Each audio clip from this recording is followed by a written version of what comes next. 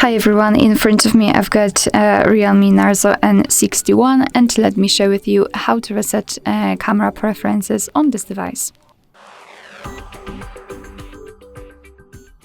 So let's begin with opening the camera app, and I hope that you can see this special type of a grid line. I've applied it before I've started the recording because I'd like to show you a visual evidence that the reset option will work. So basically after resetting everything, this golden spiral also should disappear. So to reset everything, we have to open the settings. It does not really matter on which mode you will be. Just tap on the settings in the right upper corner and then scroll down to the very bottom to find restore defaults. Let's simply tap on it and confirm it with tapping on done. And as you can see, we will immediately go back to the camera, and the grid line, this golden spiral, is not visible, which means that we just successfully reset all camera preferences.